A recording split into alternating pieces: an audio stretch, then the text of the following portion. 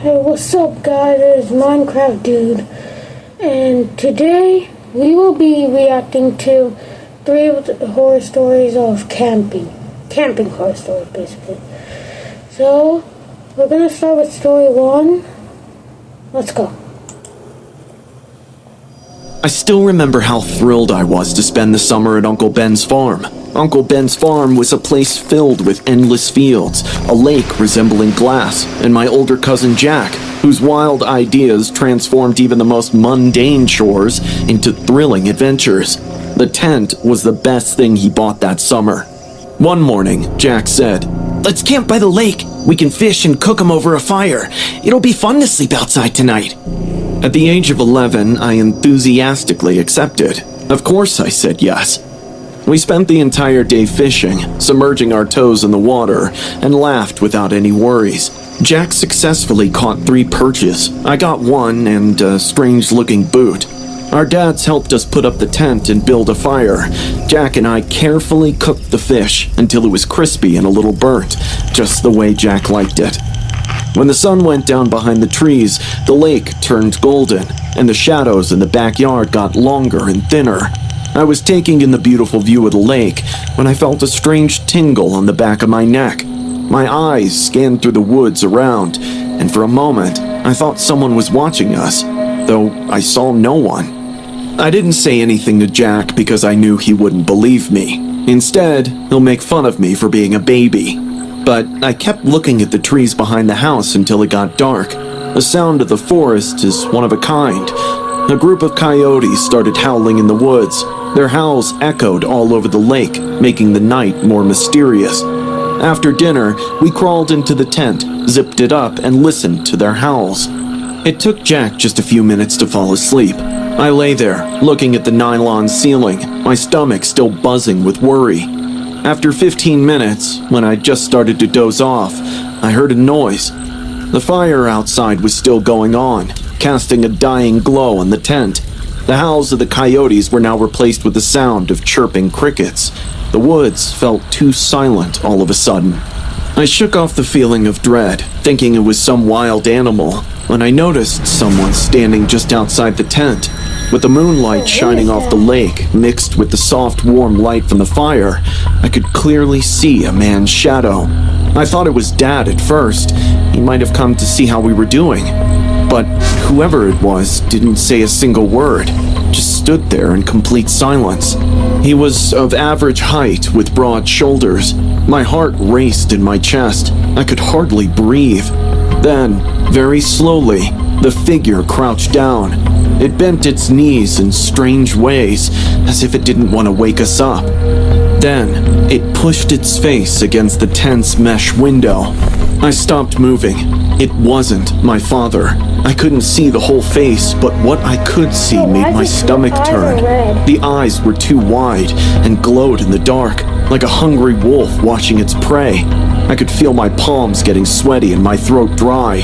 I wanted to yell, wanted to get Jack up, but I had a feeling that I shouldn't let this man know I can see him too.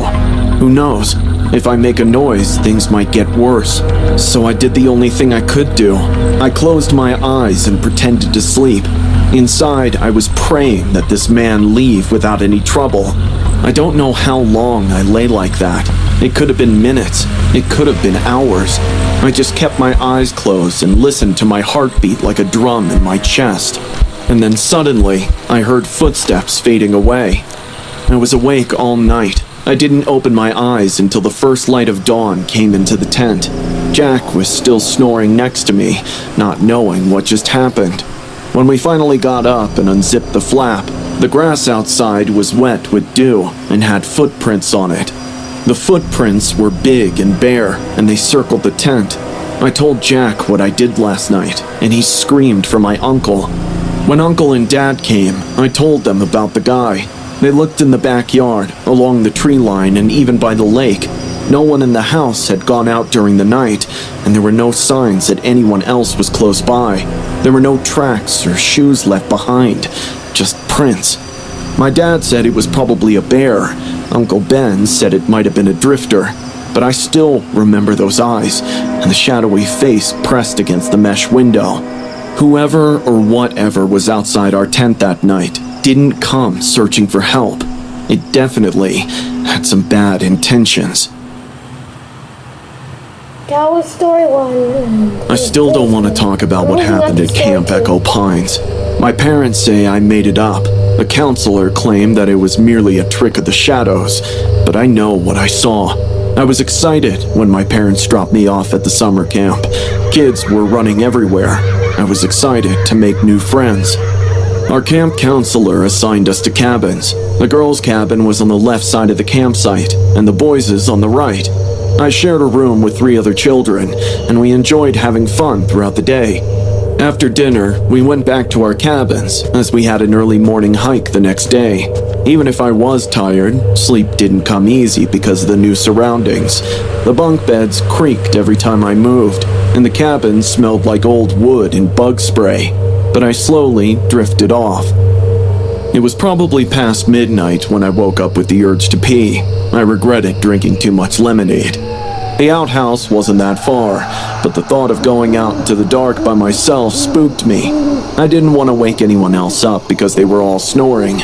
I took my flashlight, unzipped my sleeping bag, and stepped out of the cabin door.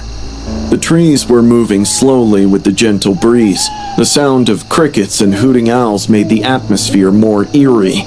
I walked over the gravel path holding the flashlight. Its beams bounced in front of me. I was halfway to the outhouse when I heard a rustle in the woods. It sounded like someone stepping on dry leaves. I stopped and looked around, but no one was there. I quickly reached the outhouse, wanting to get done ASAP.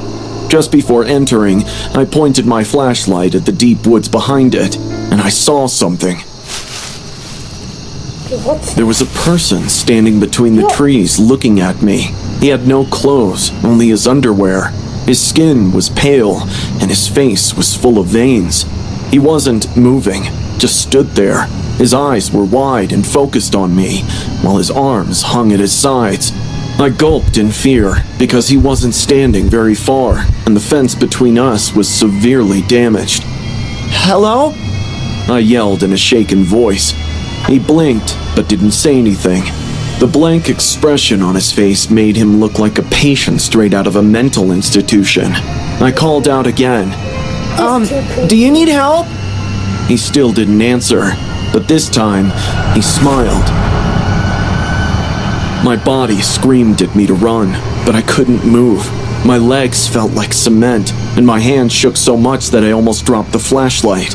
Then, all of a sudden, he took a step. I jumped.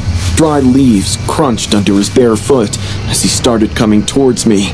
He wasn't running, just weirdly walking in my direction. He was so thin that I could see his ribs through his skin. It looked like he hadn't eaten in weeks. He kept coming at me, and I just stood there, completely drowned in trauma and shock. When he was only inches away, I heard my counselor's voice echoing from the campsite. "Who's there?" His loud call brought me to reality. I turned around and ran down the gravel path, my flashlight making strange shadows on the trees around me.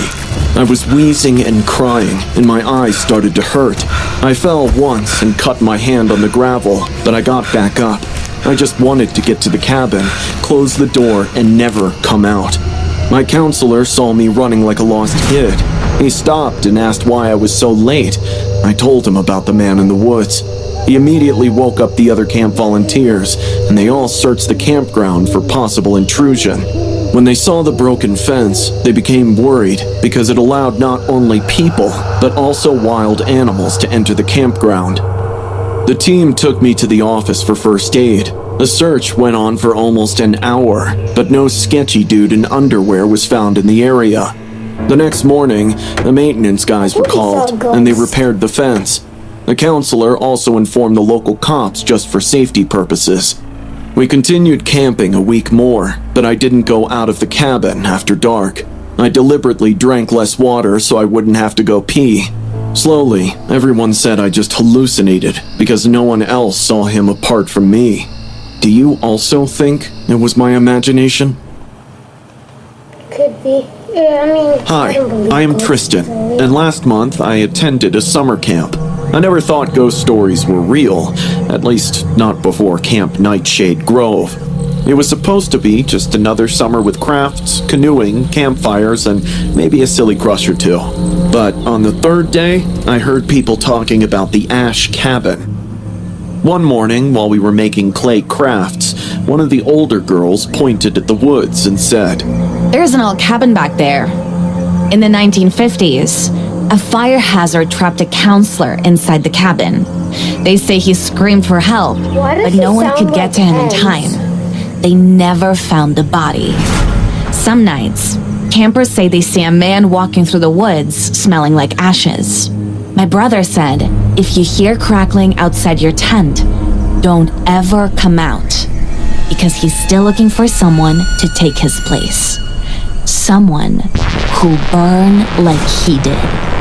She laughed like it was all a joke.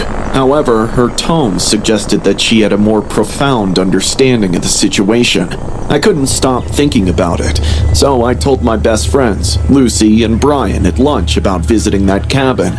Lucy said with a smile, "Let's do it." We had to hike for 15 minutes in the trees behind the archery range to find it. Ash Cabin stood isolated, in disrepair, and weathered by the sun. The roof was sagging, the windows were gone, and the door creaked when we walked in. Everything looked deserted, but the smell was the strangest thing. It smelled like someone had burned there yesterday, with charred wood and old smoke hanging in the air, sharp and heavy. We didn't stay for long. Brian said he thought someone was watching us. I acted like I wasn't scared, but I couldn't help but look at the shadows, waiting for something, someone, to come out until we reached the campsite. I thought that would be the end of it. But that night, something unimaginable happened. It was around 1 a.m. in the morning when I opened my eyes, smelling a lot of burnt wood. For a second, I thought our cabin was on fire. I sat up in bed, coughed, and looked around the room. The lights were out, everyone else was asleep, and there was no sign of fire, just the smell choking the air around, getting thicker each second. I got out of bed and walked over to the window to see if something outside was on fire. That's when I saw him. He was only a few inches away from the glass, a tall man, or what once was a man. Half of his face was slick and pink like wax, and the other half was blackened and crumbling. Smoke came out of his head like his hair was still burning, but the worst part was his bulging eyes, which seemed desperate to fall out of their sockets as they watched me with anger. Hatred came off of him like heat. I fell back from the window, screaming at the top of my lungs. All my friends woke up thinking I had a nightmare, but they found me crouched on the floor with my face staring at the window in horror. By the time everyone saw the window, the man had vanished. The smell of smoke lingered, which was enough to keep me awake the entire night. The next morning, I told Lucy and Brian about what I had seen, and I expected them to either laugh or roll their eyes, but they didn't. They just stopped talking. "I thought I smelled something too," Lucy said in a low voice. We told the nurse at the camp everything. She said it was just first week jitters, or maybe a bad dream, but I wasn't making it up. The face, the smoke, the rage, it was all imprinted in my memory forever. I begged my mom and dad to come get me. They thought I was overreacting, but they came 2 days later and took me home. I haven't been back to Camp Nightshade Grove since, nor do I ever want to. I looked it up online a few months ago. There indeed was a fire, for real. The year was 1953. David Cray is the counselor. During a storm, a lantern fell on him while he was helping to build the cabins. The fire spread quickly. I found him too late, trapped inside what would later be called Ash Cabin. No one ever put it back together. They just let it go to waste. But they should have taken it down. Certain things don't remain concealed, and some spirits would rather not be at peace. They want to get back at you. Okay, that's the end of the video. I hope you guys enjoyed. I will do more reaction videos like this, reacting to horror stories especially. But this is the end of the video. So, peace.